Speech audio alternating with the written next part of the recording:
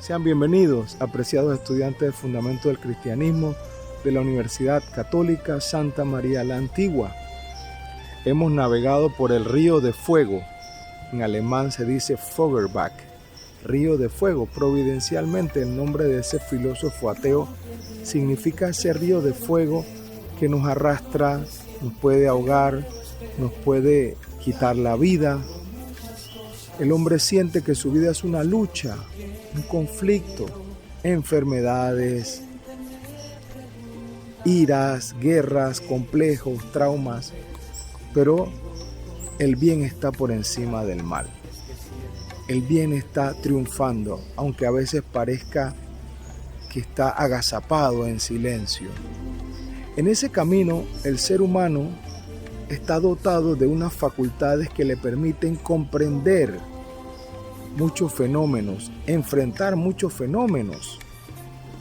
La ciencia es una herramienta poderosa creada por el hombre para transformar el mundo. El filósofo inglés Francis Bacon decía, "Knowledge is power", conocimiento es poder. El conocimiento, la ciencia, la técnica han permitido a la humanidad avances impensables, adelantos insospechados, desde la época del hombre de las cavernas, el que dominó el fuego, permitió que aumentaran los años de vida, porque comer la comida cruda tiene sus efectos, pero cocinarla le permitió al hombre vivir más años, y paulatinamente fue aumentando el promedio de vida, controlando enfermedades. Hoy, el promedio de vida en Panamá es casi 80 años. En la época de Jesús, el promedio de vida eran 30 años, lo que vivió él.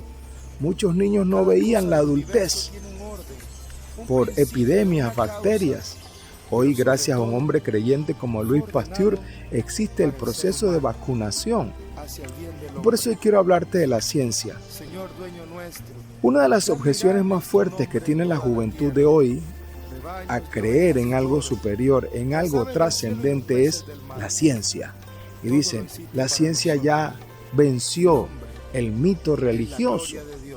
La ciencia y la tecnología han superado los mitos de la religión y van encontrando explicaciones para todo aquello en lo que antes el hombre ponía su fe.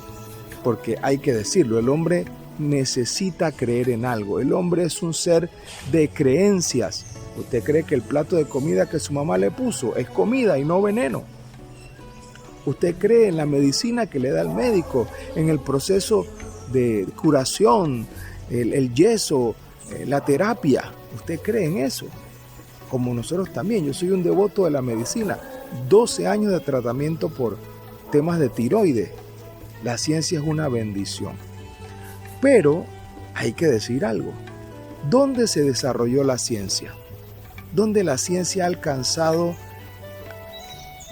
límites estratosféricos? En el mundo occidental, en el mundo de Europa y de América, Japón. ¿Por qué? La ciencia avanzó tanto en estos lugares porque había un ambiente que permitió el desarrollo de la ciencia. Hubo conocimiento en Egipto, hubo conocimiento en Babilonia, hubo conocimiento en China, hubo conocimiento en Grecia antigua, pero en todos estos lugares la ciencia se detuvo, se abortó el proceso científico en Persia, en la India. ¿Por qué? Porque había un ambiente que no permitió que los científicos investigaran. Había creencias que impidieron que los científicos fuesen más allá. En el mundo occidental, cristiano, hay que decirlo, el mundo occidental fue el espacio donde se irradió el cristianismo. El cristianismo tiene algunas creencias que permitieron la ciencia, y vamos a decirlas. Primero, en el cristianismo, el universo no es Dios. La Biblia dice, al principio creó Dios los cielos y la tierra. El universo no es Dios. Luego, si el universo no es Dios, como en todo el mito, en los mitos antiguos de todas las culturas, el universo se funde con la divinidad. Los dioses se pelean, tienen pasiones. En el cristianismo, el universo es una criatura y por eso se le puede estudiar, se puede dominar. Cuando el universo es Dios, hay que adorarlo, nos ponemos de rodillas, le ofrecemos sacrificios humanos al sol, la luna, las estrellas. Solo en el cristianismo, en la tradición judeo-cristiana, hay que decirlo, porque es la revelación judeo-cristiana, avanzó la ciencia, porque el universo es una criatura que se puede manipular. Con la creencia en Dios, en el Dios judeo-cristiano, la ciencia puede avanzar, porque se respeta la independencia de criatura y creador, y el creador respeta. Dios es un Dios respetuoso. Otro elemento que permitió el desarrollo de las ciencias fueron las universidades. ¿Dónde nacieron las universidades? En el mundo occidental. La Sorbona, Salamanca, Nápoles, Bolonia, Oxford, Cambridge, las 6 primeras universidades del mundo, fundadas entre 1200 y 1250. Todas fueron instituciones creadas, ambientadas por la iglesia. Monjes que copiaban documentos en griego, en latín. Obispos que prestaban un saloncito detrás de su casa episcopal para que los científicos se reunieran a hacer alquimia, como Roger Bacon, allá en Cambridge y en Oxford, en Inglaterra, uno de los primeros grandes científicos, un monje franciscano, Roger Bacon. Fue el ambiente de la universidad lo que permitió que los profesores del siglo XVI y XVII, Galileo, Kepler, Copérnico, Descartes, Newton, Boyle, dispararan la ciencia, porque se les respetaba. Tú me vas a decir, ¿y qué con Galileo? Por supuesto, fue un error. Juan Pablo II pidió perdón por ese error en el caso Galileo. Pero es en el ambiente cristiano donde la ciencia se disparó. Pensemos en Gregor Mendel, el monje, haciendo experimentos en el patio de su convento, las leyes de la herencia. Pensemos en Georges Lemaitre, sacerdote católico que fue el primero en proponer el Big Bang y se lo mandó a Albert Einstein. Y Einstein dijo, me gusta esto, tiene sentido matemático y físico. Hoy el Big Bang es la explicación más coherente del universo. Entonces fue en este ambiente. Lo que ha pasado en los últimos 200 años es que hemos caído en el cientificismo. El cientificismo es creer que la única verdad posible es la de la ciencia, y eso es falso. ¿Por qué? La ciencia te puede decir cómo construir un estadio. Hay estadios asombrosos con techos que se cierran y se abren, pastos que se cambian, como ahora la remodelación del Bernabéu. Pero la ciencia no puede decir todo sobre el estadio. El manejo ético, la responsabilidad, si hay jugadores que se venden, si hay drogas, si hay negocios turbios en el deporte, en todo lo que está alrededor del estadio, la ciencia no puede. La ciencia describe, pero no prescribe. Y hay cosas que hay que prescribir, reglas, leyes, normas que el ser humano necesita, que la ciencia no puede dar. Pensemos en Oppenheimer, toda su crisis bien expresada en su película. Hay un tema ético, moral, que la ciencia no puede decir. Los científicos tienen que respetar que hay un orden. La ciencia es hermosa, pero la ciencia nació donde había un universo ordenado. ¿Por qué podemos hacer ciencia y los científicos experimentos? Porque hay un cosmos ordenado. El cosmos no es un caos. En el mundo griego mitológico muchas veces se veía el caos, pero hay un cosmos. Eso significa orden. Cosmos en griego antiguo es orden. Belleza, de ahí viene la palabra cosmético, la belleza del rostro de una mujer. Algo, el cosmético que te pones te hace más bella. Pues bien, fue en el ambiente cristiano donde la ciencia avanzó. Y hoy muchas universidades siguen respetando eso. La ciencia es hermosa, es un don que la inteligencia del hombre ha logrado y va a seguir logrando. Hoy nos asombra la inteligencia artificial, como con comandos de voz los aparatos responden al mandato de una inteligencia como la del hombre, como la del ser humano. Bienvenidos a esta aventura de hacer ciencia y ser hombres de fe, mujeres de fe. Les invito a estudiar unos documentos que vamos a proporcionarles para crecer en este equilibrio de fe y razón. las dos alas con las que el entendimiento humano se eleva a la contemplación de la verdad. Saludos.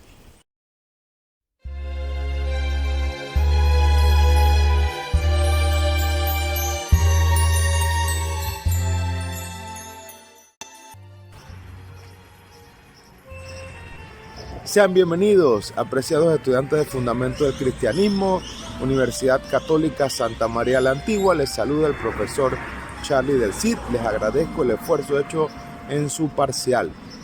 Hoy vamos a seguir platicando sobre la ciencia. La ciencia no nació en el siglo XVI con Newton, ni en el siglo XX con Planck, con Einstein. La ciencia nació hace 50.000, 60.000 años atrás, en la época de las glaciaciones, cuando fue vital para el Cromañón descubrir cómo manejar el fuego, cómo provocar fuego en la cueva.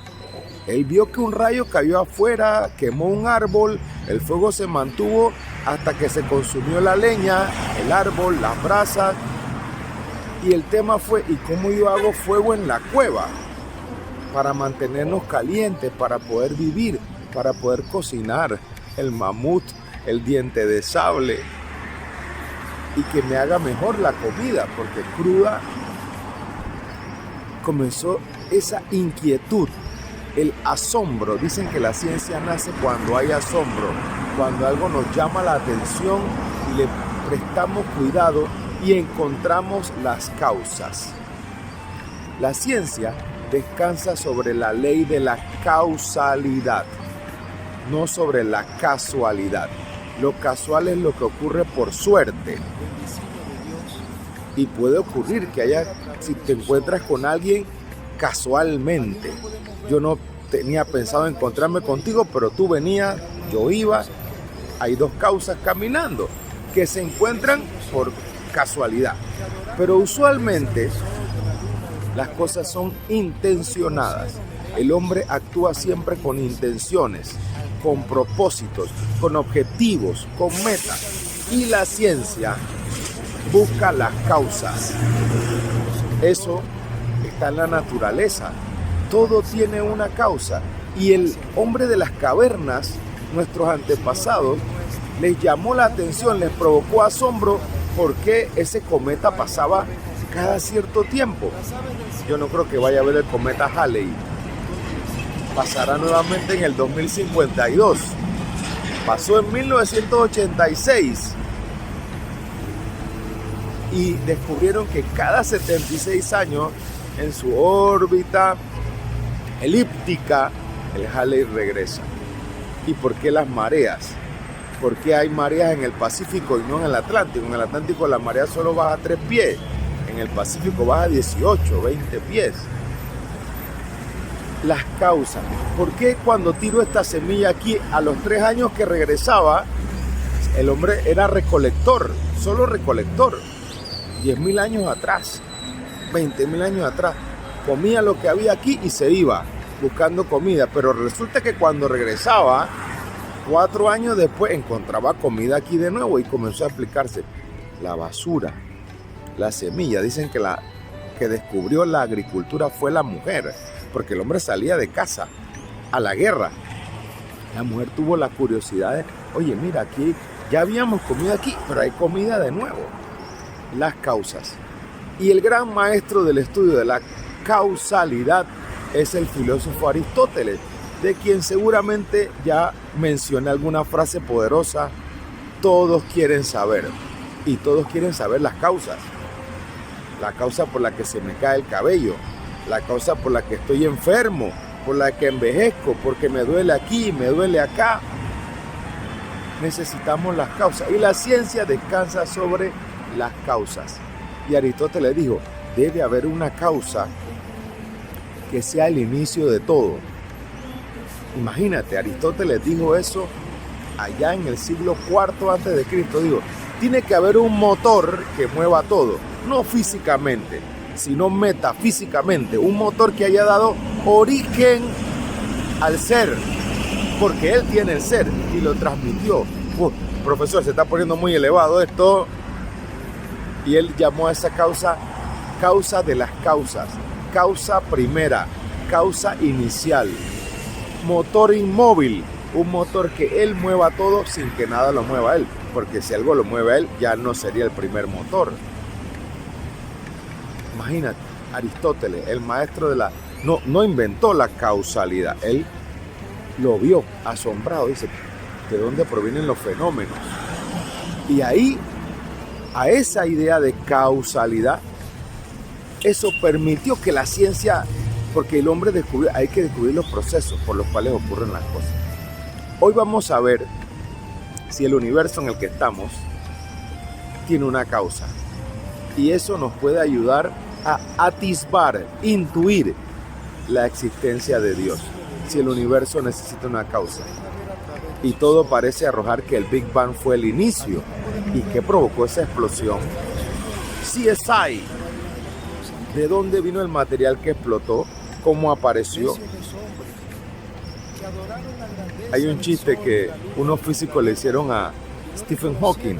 Hawking dijo en su último libro publicado por él, porque las 10 grandes preguntas lo publicaron sus hijos con sus apuntes, pero su último libro se llamaba El Gran Diseño, The Great Design, y en él Hawking dice que el universo no necesita ningún dios, sino que fue algo espontáneo. La fuerza de gravedad dio inicio al Big Bang.